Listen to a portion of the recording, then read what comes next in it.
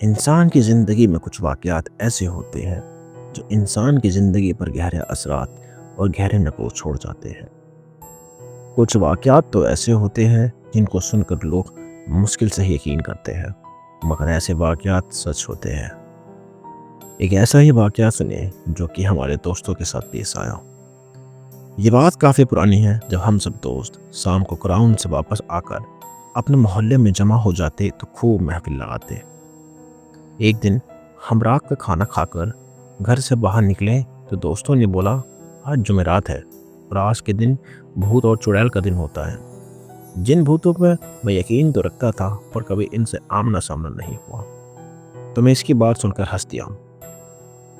इसने मेरी तरफ गुस्से से देखा और बोला, ये जो गांव से बाहर खेतों में जामुन का पेड़ है, आज के दिन इस पे भूत आते हैं।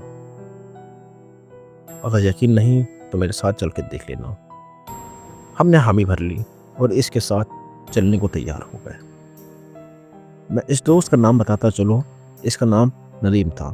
वो अक्सर रात को अकेला खेतों में टहला करता, इसलिए इस पे कुछ दोस्तों ने यकीन नहीं कर लिया था, पर हमने यकीन नहीं किया। हम 5 दोस्त थे जिसके नाम आबिद, नासिर, साजिद, मुदस्सिर और नदीम। जैसे ही ईसा की अजान हुई हम निकल पड़े इसके साथ खेतों में जिन भूत देखने। रात काफ़ी गहरी हुई चली जा रही थी तो डर भी लग रहा था। अभी हमें चलते हुए 10 से 15 ही मिनट गुजरे थे। एक खेत से बकरी के छोटे बच्चे की बोलने की आवाज़ आई। आबिद ने बोला, देखो यहाँ पास से कुछ जानवर की आवाज़ आ रही। सब रुक गए और खामोशी से आवाज़ का इंतजार करने लगे कि किस तरफ से ये आवाज़ आ रही है। अभी थोड़ी देर गुजरी थी कि बकरी के बच्चे की आवाज़ दोबारा सुनाई थी। नदीम ने फौरन बोला, आवाज़ इस तरफ से आ रही है। जो 2-4 खेत छोड़कर ही बरसत का खेत था, आवाज़ वहाँ से आ रही थी। सर्दियों का दिन थे और इन दिनों में बरसन आम होता है। सब दोस्त इस तरफ जाने लगे तो नासिर ने बोला, छोड़ो यार, जो भी है हमें क्या लेना। कोई भी नहीं माना और बरसन के खेत की तरफ बढ़ने लगे। सब वहां जाकर देखा तो एक छोटा सा बकरी का बच्चा वहां खेत में बैठा हुआ था। अब में से कोई कुछ बोलता इससे पहले ही नदीम ने कहा, लगता है जो यहाँ बकरियां चराने आता है उनका रह गया होगा। इसको उठा लो, सुबह पता लगाकर इसे वापस कर देंगे। सबने इस बात से इत्तेफाक किया और ऐसा ही किया। इसको हमने उठा लिया और अपनी मंजिल के जानिब बढ़ने लगे। रात काफ़ी गहरी होती चली जा रही थी और हमारे डर में मजीद इजाफा भी हो रहा था, क्योंकि खेतों में तरह तरह की जानवरों की आवाज़ें आ रही थी। मुहसिन ने बोला, यार हमको वापस चलना चाहिए, आगे बहुत खतरा हो सकता है। सब इसकी बात सुनकर हंसने लगे और इसको डरपोक कहने लगे। खैर वो खामोशी से इनके साथ चलता रहा। फिर रास्ते में हमें सीटी की आवाज़ आना शुरू हो गया। सब रुक गए और एक दूसरे की तरफ देखने लगे। डर सबके चेहरे पर साफ नजर आ रहा था, पर कोई भी ये नहीं चाहता कि अब वापस जाए। और अल्लाह का नाम लेकर इस जामुन के दरख्त की तरफ बढ़ने लगे। अभी थोड़ी देर ही गुजरी थी कि हमें चलते हुए तो सामने ही वो दरख्त नजर आ गया। सब दोस्त इस दरख्त से थोड़ा हट कर बैठ गए।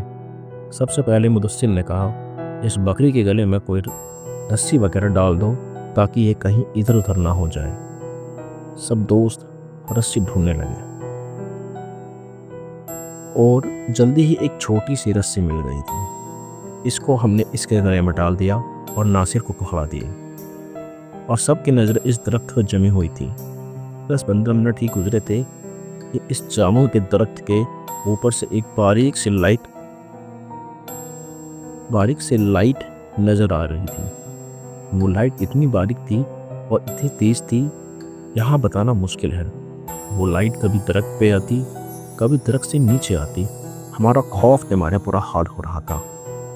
साथ ही पुरस्कार आवाज आना शुरू हो गई। हम सब ने ऊंची आवाज में दुरूद पढ़ना शुरू कर दिया। उस दोस्त तो वहाँ से भागने को तैयार थे और हमने इन्हें रोक रखा था। फिर सब ने ही महसूस किया कि लाइट अब हमारी तरफ बढ़ रही है। जब सब ने ये मंजर देखा तो वहाँ सब भागने में ही बेहतरी समझी और इतनी स्पीड से भागे और हमारे पीछे इतनी खौफनाक आवाज़ें आ रही थी। बस यही महसूस हो रहा था जैसे वो बिल्टू हमारे पास ही है और किसी भी लम्हे वो हम सबको नुकसान पहुंचा सकती है। हमने हिम्मत न हारी और भागते रहे और फिर करते रहे और वापस गांव आकर सांस लिया। जब हम सब गांव की हदूद पे आ पहुंचे तो मुदस्सिर ने नासिर की तरफ देखा और पूछा, आपके पास बकरी का बच्चा था, वो कहाँ है? इसने हाथ की तरफ देखा, इसके हाथ में सिर्फ और सिर्फ रस्सी थी। इसने बोला कि जब हम वहाँ से भागे हैं इसने बोला कि जब हम वहाँ से भाग रहे थे तो ये सिर्फ रस्सी थी, बकरी का बच्चा इधर गया, इसको कुछ नहीं मिला। जब वहाँ से वापस दौड़े तो वो बकरी का बच्चा वहाँ हमारे साथ नहीं था, सिर्फ ये रस्सी ही थी। क्या वो सच में बकरी का बच्चा था या कोई और मखलूक थी? सब दोस्तों ने कहा, जो भी था हम सुबह वहाँ जाकर जरूर देखेंगे। जब सुबह हुई तो कोई भी वहाँ जाने को तैयार न था सिवाय नदीम और मुदस्सिर भी। वो दोनों खेतों में गए और उस जगह गए तो उन्होंने वहाँ बकरी के बच्चों को मरा हुआ पाया, जो जामुन के दरख्त के बिल्कुल करीब ही पड़ा हुआ था। इसकी सिर्फ हड्डियां ही हड्डियां रह गई थी। इस बकरी के बच्चे तो गोश्त का कोई नामो निशान नहीं था। वो दोनों समझ चुके थे रात को जो कुछ भी हुआ वो इनका वहम नहीं था। इस दरख्त पे बाकी कुछ ऐसा था जो नदीम ने बोला था।